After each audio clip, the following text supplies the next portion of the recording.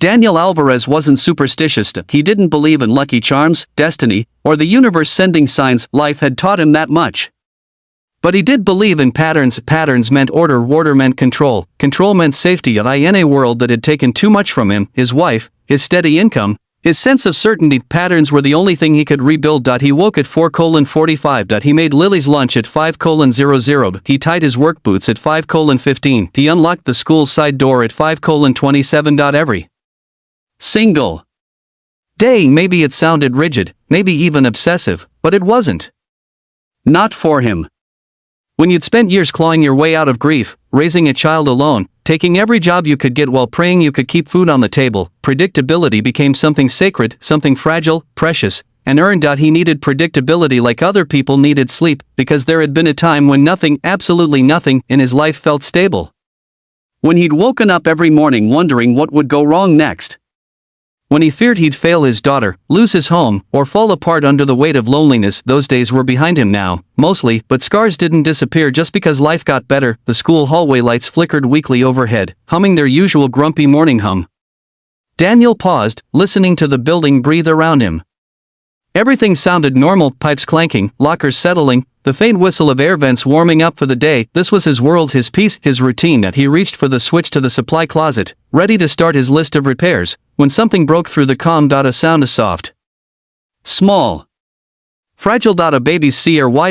It wasn't loud, it wasn't desperate, but it cut through the hallway like a needle through cloth, threading its way straight into Daniel's chest. He froze mid-step. A baby, here, at this hour, no one brought children this early. Even the daycare didn't open for another 30 minutes. The building was supposed to be completely empty. The tiny cry came again, echoing faintly from the far hallway. Daniel swallowed hard, feeling old memories rising like ghosts from a locked drawer. The nights Lily wouldn't sleep, the nights he sat on the edge of the bed, terrified he was doing everything wrong. The night's grief smothered him as he held a baby who didn't understand loss but felt every tremor in his voice. He shook the memory away gently, breathing out as he followed the sound. His boots thudded quietly on the polished floor. The lights flickered overhead, shadows stretching and bending as he walked. He turned a corner and stopped. A young woman in fatigues came into view, carrying the source of the small unhappy noise against her chest. She looked like she had been fighting a losing battle against exhaustion for days, maybe weeks. Her uniform was rumpled, one sleeve slightly stained with dried milk or baby formula. Her hair, normally tied back in military precision, had strands falling loose around her face. Dark circles bruised the skin under her eyes. Her lips were pale, her shoulders were drawn tight with tension, but the way she held the baby, cradled close, one hand steady against his back, was careful. Protective. Fierce. Daniel recognized the kind of tired. He had worn it once. The baby, 6 months old. Maybe he pressed a tiny fist into her chest, fussing. She shushed him softly, rocking slightly as she walked. Daniel cleared his throat gently as not to alarm her. Morning. She looked up, startled at first, then relieved it was just him, the janitor she'd seen a few times, the quiet, dependable guy who never asked questions he shouldn't. Morning, she murmured, her voice rough from lack of sleep. You're in early, Daniel said softly. She attempted a tired half-smile. Yeah.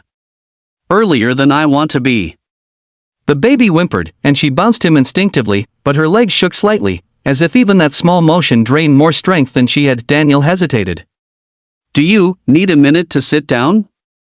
The question surprised her. Soldiers weren't used to being offered softness. Mothers with no help weren't used to being offered anything at all. Finally, she whispered, maybe just for a moment.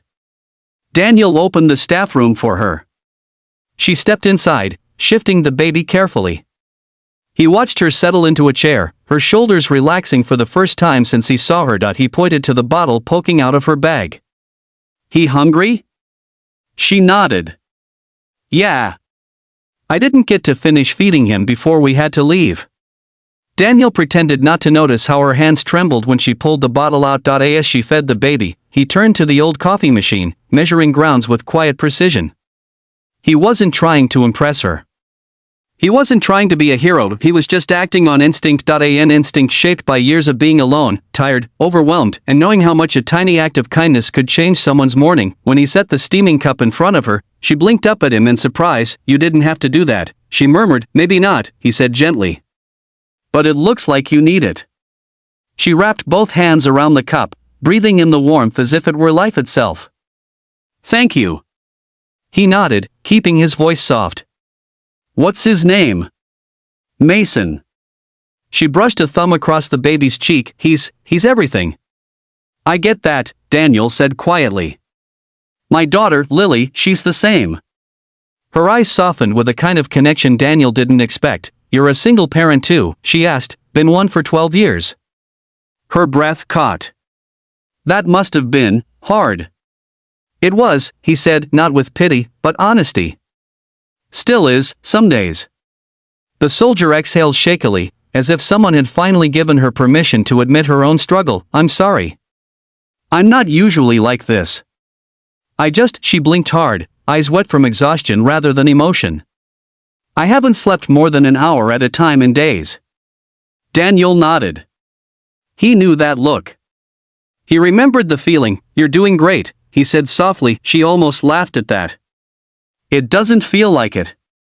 Good parents never think they're doing enough. Her shoulders loosened just a little for a moment. Daniel saw past the uniform, past the exhaustion. She wasn't just a soldier, she wasn't just a young mother, she wasn't someone burdening the world, she was someone fighting harder than anyone could see. Yet he wanted to ask her more, to understand why she was alone, why she looked like she was carrying a secret too heavy for her age, but he didn't push. Instead, he said, you can stay here until the daycare opens. No rush. She hesitated, eyes shining with gratitude she didn't know how to express. Are you sure? She whispered. I don't want to be a problem. You're not. She nodded slowly, finally allowing herself to rest, not fully, but enough to breathe, enough to steady herself, enough to start another impossible day. Daniel turned to fix a loose cabinet handle, giving her space. What he didn't know, what he couldn't know, was that the exhausted young woman sitting in the staff room with a bottle and a baby wasn't just any soldier. She was the daughter of the most decorated naval officer on the coast. She was the child of a man feared by commanders and revered by entire battalions. She carried a last name that opened doors or slammed them shut. She carried secrets she couldn't share. She carried a burden she didn't deserve. Daniel only knew one thing. Helping her felt like the first unpredictable thing he'd allowed himself to do in years, and somehow, it didn't scare him. It felt right.